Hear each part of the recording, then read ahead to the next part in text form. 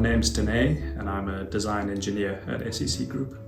The best thing about working at SEC for me is the changing environment. Every project is different, every project is evolving, and we get to be using the cutting edge of technology to provide the best solutions for our clients. Well, data is essentially information, and here at SEC we have very comprehensive data. We have a lot of information that then feeds into our design process, allowing us to create intelligent designs that reflect the client's needs based on their data. The data initially comes from clients and then also from a site survey or multiple site surveys.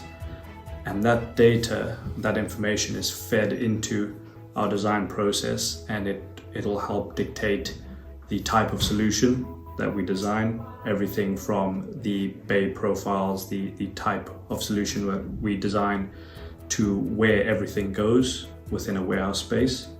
And all of that is very well informed from accurate data that we capture from site surveys and from clients.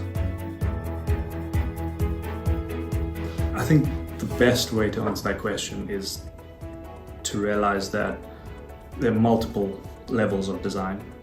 There's multiple levels of getting data in and creating an engineered solution for a company. Initially, SEC would gather data in a very rudimental fashion and output 2D drawings. Still digital drawings, but all on 2D.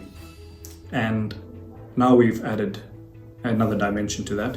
We take much more accurate data, feed it into a far more intelligent design process, and create 3D assets. We then went a step further and we've added another dimension onto that, and we now have 3D assets, 3D solutions that hold information about the client and can change and can be manipulated according with the changing data that we get from a client over time. And we've gone ahead and added another dimension to that as well with our virtual reality capability. Oh, there are massive benefits and countless benefits that a client could gain from virtual reality.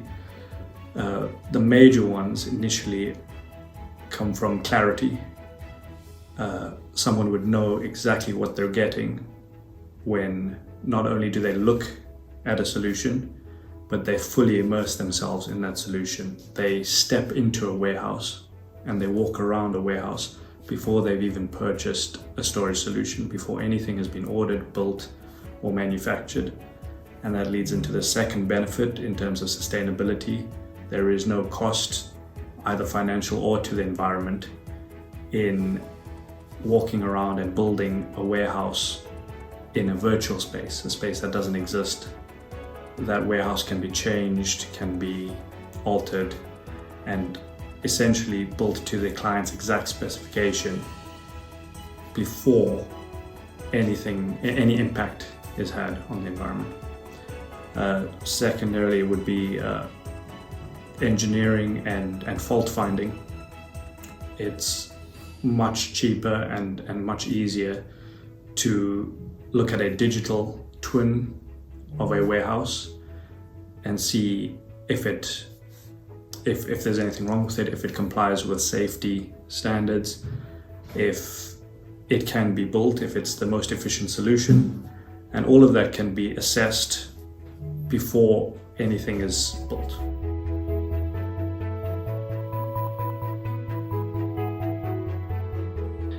That depends on the needs of the client, the needs of the project. At the low end, it could be representative, and at the high end, it could be indistinguishable from the real version.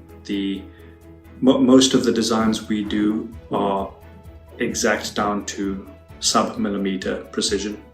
The components we use are designed by our suppliers, and we've just created them in the virtual space. So what a client would look at is not representative of their solution. It is their solution in a virtual space to a scale of a millimeter.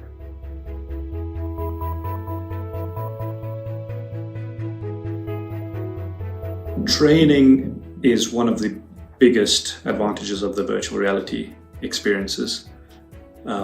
It would allow staff to be trained in the use of a solution before they arrive on site.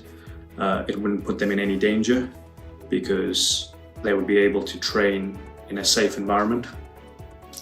And it would also save a lot of money in terms of training staff off-site.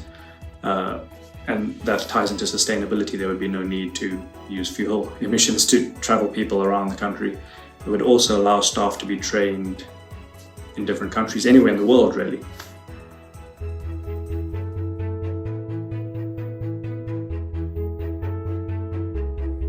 Virtual reality is very new in the logistics industry. It's not new in other industries, and other industries have taken it up and run with it. The gaming industry, entertainment industry, for example, and now very recently in the medical field, there's massive use of virtual reality, and companies are seeing huge benefits to that. I think storage and logistics industry is a little bit behind, but that's something we hope to improve and help take the industry to the next step using this technology.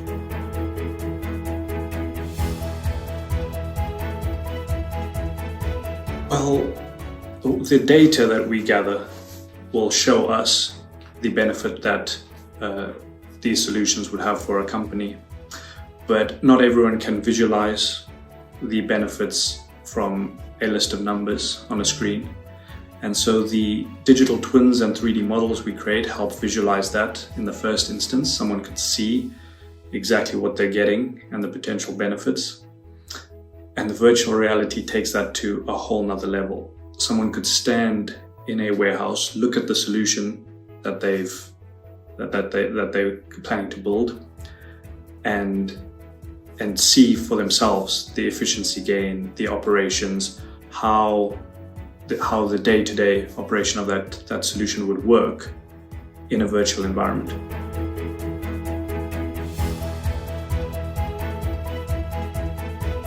I think the use of new technology will have a very positive impact on the recruitment into the logistics sector.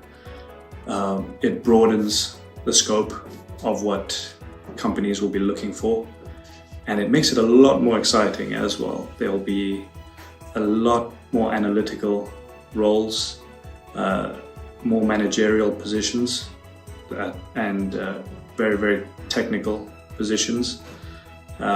I see people and technology will start to work side to side a lot more in the logistics industry. They do to a certain extent now, but that'll only increase. And the types of roles that'll open up, we can only imagine what they'll look like now, but I'm very excited about it.